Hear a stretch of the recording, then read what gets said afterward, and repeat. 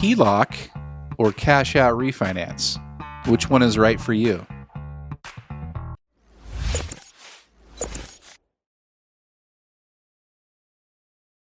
Hey, what's going on, everybody? It's Jeff Trevarthen, Jeff the Mortgage Pro. Thanks so much for watching. Let's jump right in today. Let's talk about doing a HELOC loan or a cash out loan, which is the better option for you. And at the end of the day, what I'm going to always tell you is that, let's run the numbers and figure out which is the right scenario for you. Let's go through the HELOC pros and cons first, and then we'll go through the cash out refinance pros and cons. So HELOC pros to start with. HELOCs have flexibility with them. And what I mean by that is that when you have a home equity line of credit, typically you can have what's called a draw period in the beginning. And that means you can move money on and off the line of credit. If you have no balance on the line of credit, then typically you have a $0 monthly payment on that home equity line of credit. But if you have a $100,000 limit and you only draw 50, you're only going to pay the interest on that $50,000, not the whole line amount that you have. So flexibility is key when you're looking at HELOCs.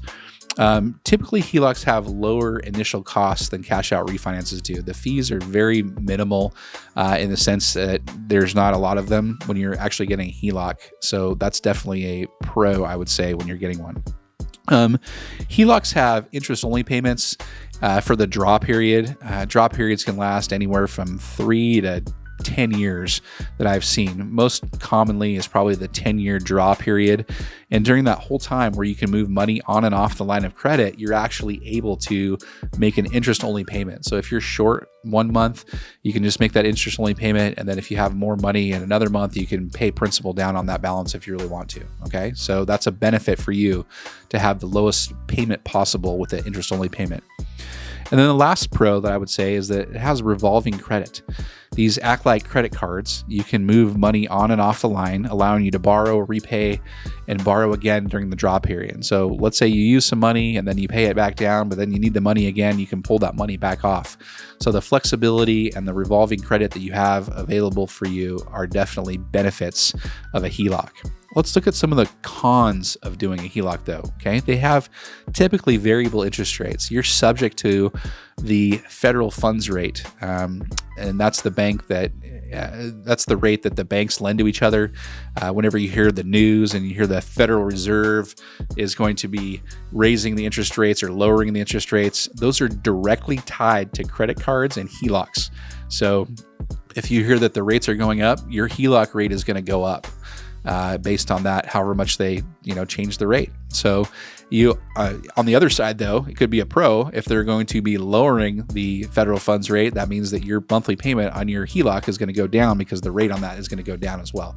So I'm going to consider that a con because it has variable rates. So sometimes it may be a good environment. Sometimes it's not a good environment to have the variable interest rate.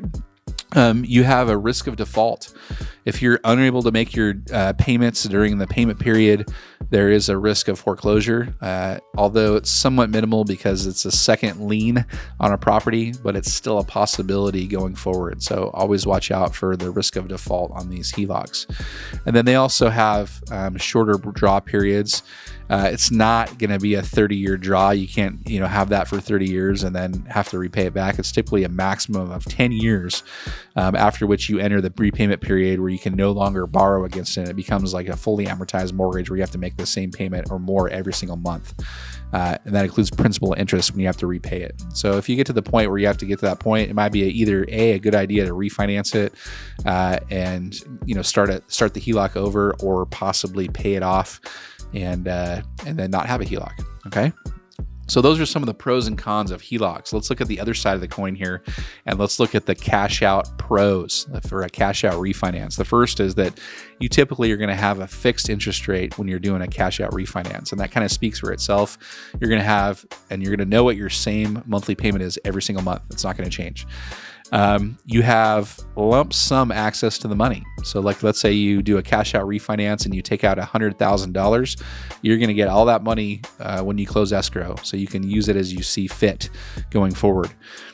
You have an extended repayment period. So when you borrow against your mortgage and you do a new mortgage, like a cash out refinance would do, whatever that new balance is, you have the entire life of the loan to be able to pay it off. You're going to be making your fixed monthly payments every single month, and you'll typically have 30 years to pay off that loan. So there's no interest only period or no accelerated payment like you would have on a HELOC.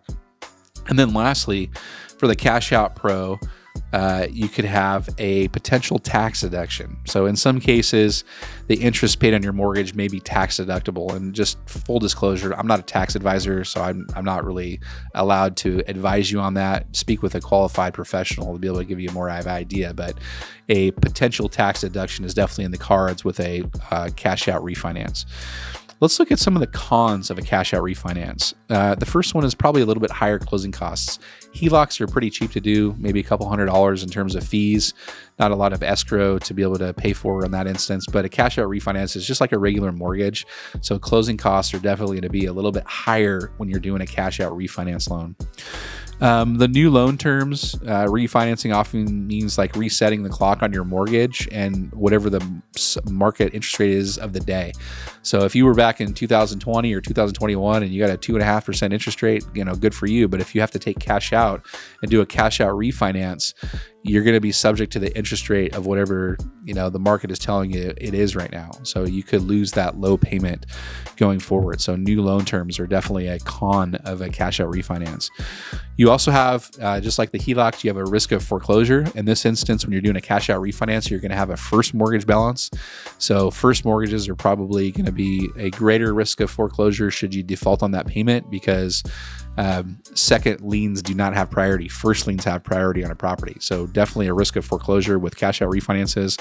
And there's a lot less flexibility. That would be the last con that I have, meaning that once you've refinanced, you can't access additional funds going forward. You're stuck with whatever you took out. So make sure that if you're going to do a cash out refinance, you take out enough money for what you need to do and what you want to do for those. Okay. So if you're deciding between a HELOC and a cash out refinance, let's run the numbers for you. Let's figure out which one makes the most sense. I've seen instances where the HELOCs make the most sense, and I've also seen instances where doing a cash out refinance makes the most sense. If you qualify for both of them, do me a favor, click on my calendar link down below. Let's schedule a time to talk about that and see if we can get you a nice analysis to determine what's the best option for you. Thanks so much for watching. I'll see you on the next show. Have a great day, guys. Bye.